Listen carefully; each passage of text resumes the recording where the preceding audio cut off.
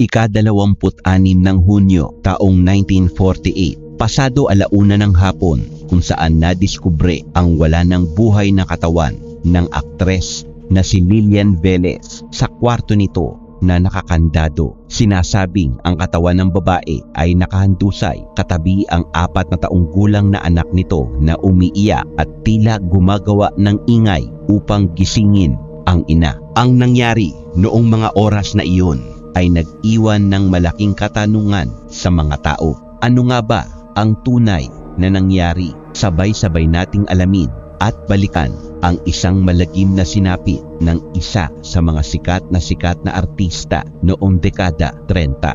Si Lilian Velez ay taga Cebu at unang napansin matapos niyang magwagi sa isang amateur singing contest sa isang radyo noong kalagitnaan ng dekada 30. Ang kanyang talento sa pag-awit ay walang duda dahil siya ay anak ng bantog ng tagalikha ng mga kanta o kompositor na si Manuel Velez. Ang kanyang ama na si Manuel ang sinasabing sumulat ng kantang Sa Kabukiran na siyang inawit ni Lilian, kung saan siya ay mas higit na nakilala sa mundo ng sining at pag-awit noong panahon bago mag-umpisa ang giyera.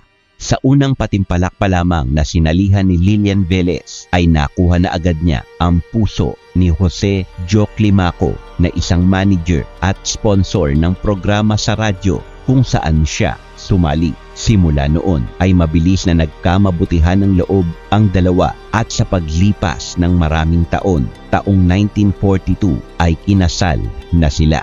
Sa paglipas ng ilang taon, nagbunga ang kanilang pagmamahalan kung saan nabuo at ipinanganak ang kanilang unang anak na si Vivian taong 1944. Nang matapos ang digmaan ay bago pa lamang muling bumabangon ang Pilipinas mula sa nangyaring giyera at ang pagpapalabas ng mga pelikula ay nag-uumpisa pa lamang ding muling mabuhay. Nagbigay daan ang mga LVN Pictures upang mas lalong sumikat si Lilian at kinuha siyang bida sa mga pelikulang may pamagat na Binibiro Lamang Kita at GI Fever noong 1946. Ang Estudyante at Sa Kabukiran noong 1947.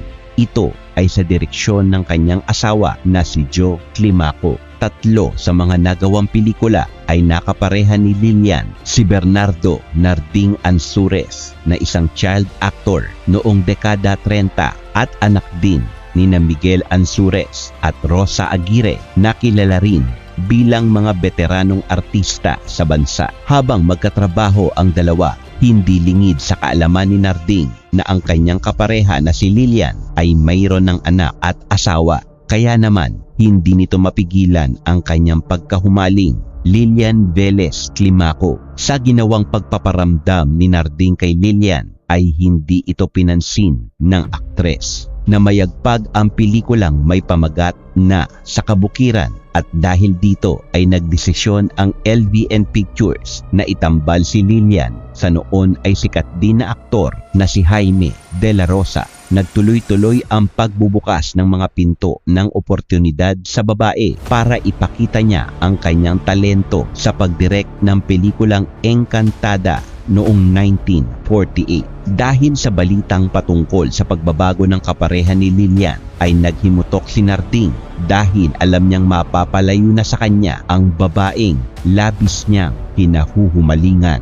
Si Narding ay isang spoiled brat at ayon sa iba, nananatili siya sa pagiging child star dahil sa hindi nito makayanang tanggapin na ang katotohanan na si Lilian na dati niyang katambal ay mayroon ng kapareha. Ika-26 ng Hunyo taong 1948, 1:00 pasado ng madaling araw nang magtungo si Narding sa bahay ng mag-asawang Lilian at Joe nang walang abiso. Noong mga panahong iyon ay mayroong hindi magandang plano si Narding kaya siya nagpunta sa tahanan ng babae.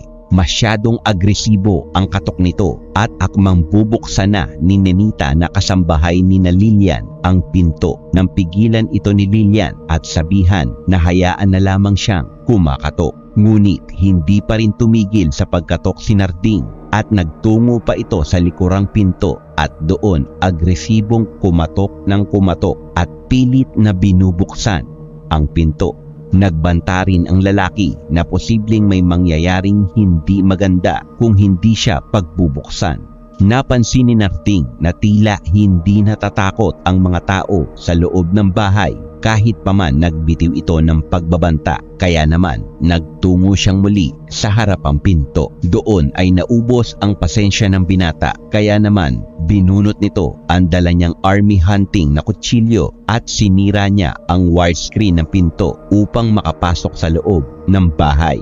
Nang makapasok na siya sa sala ay hinabili ni Lilian sa kasambahin nila ang anak na si Vivian na noon ay 4 na taong gulang pa lamang. Sabay bilin na wag lalabas ng kwarto dahil haharapin niya si Narding sa sala. Dahil sa tagal ng pagtatrabaho ng magkasama nila Lilian at Narding, alam na niya ang ugali ng lalaki. Habang sinasalaysay ni Nenita ang kanyang testimonya, pilit niyang inaalaala kung papaanong pinilit si Lilian ni Narding habang ito'y sinasalbahe. Ilang sandali lamang mula nang harapin ito ni Lilian sa sala. Maraming gamit sa tahanan ng mga klimako ang nasira dahil sa ginawang panlalaban ni Lilian sa kamay ng aktor.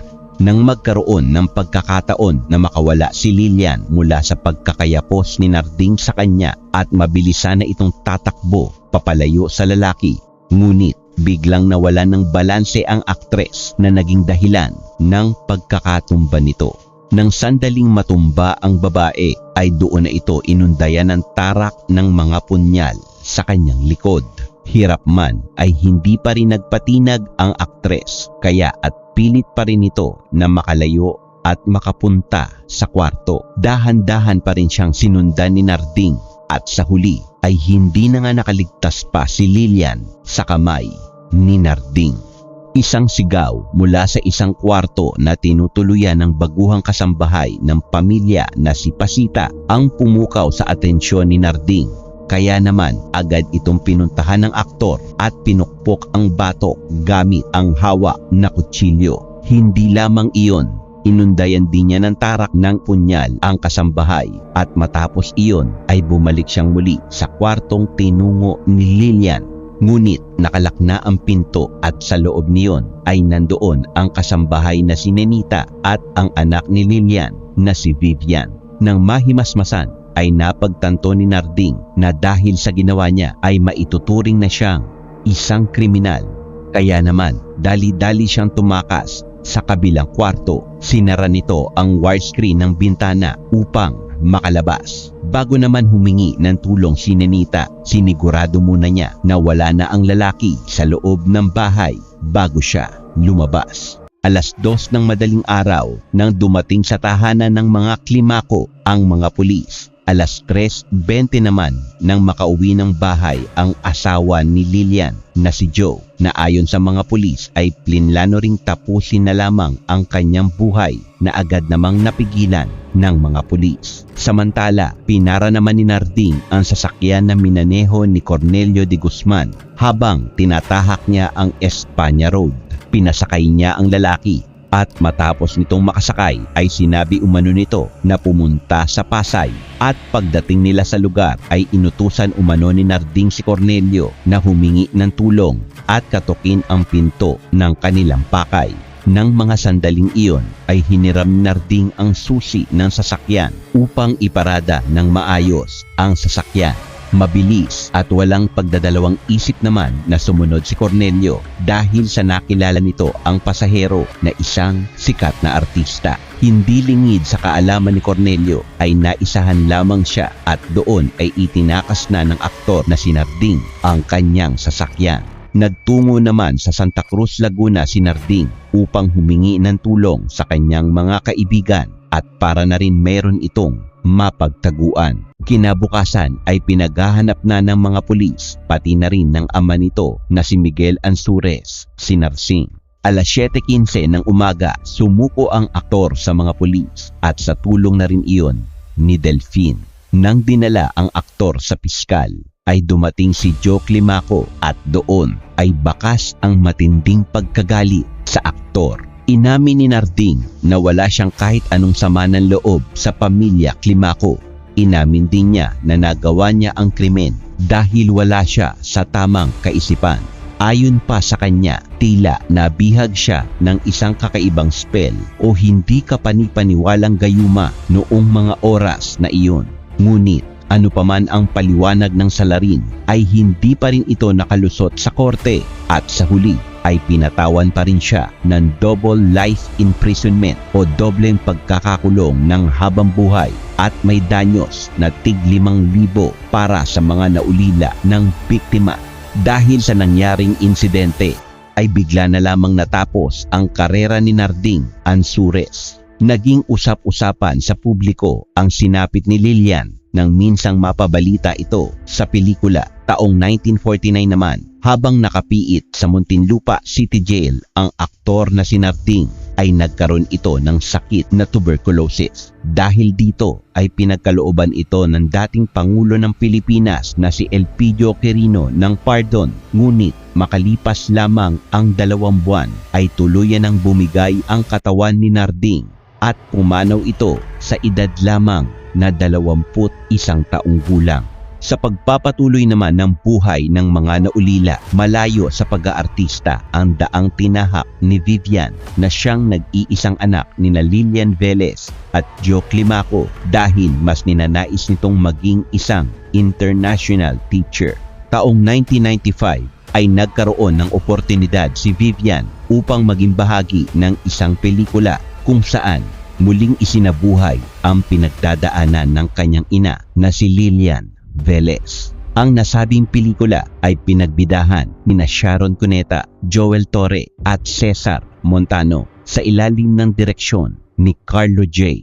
Caparas. Si Vivian Climaco Ocampo ang naiwan na nakasaksi sa pagkitil sa buhay ng kanyang ina na si Lilian Velez Climaco sa kamay ng isang nahumaling na leading man. Dahil sa nangyari kay Lilian, nasaksihan natin na kung paanong kayang baguhin ng nais na pagkahumaling ang ugali at takbo ng isip ng isang tao. Kaya naman bilang pagkontrol dito, marapat na alam natin kung hanggang saan ang limitasyon natin. Sabi ng marami, tayo lamang din ang nakakakilala ng higit sa ating sarili. Kaya bilang tugon dito, dapat hindi tayo magpadalos-dalos dahil sa bawat kilos na ating ginagawa, mayroon itong malaking epekto, hindi man direkta sa atin, kundi sa mga taong nasa paligid natin. Kaya naman ngayon, lamo na ha. Kayo mga ka-brotherhoods, ano ang inyong saloobin sa kasong ito? Comment down below at ating pag-usapan. Sa mga gusto namang magpa-shoutout ay huwag mahiyang i-comment at iisa-isahin ko kayo. Huwag kalimutang mag-subscribe sa aming channel at pindutin ang notification bell para updated kayo lagi sa ating mga susunod na videos. Salamat and God bless!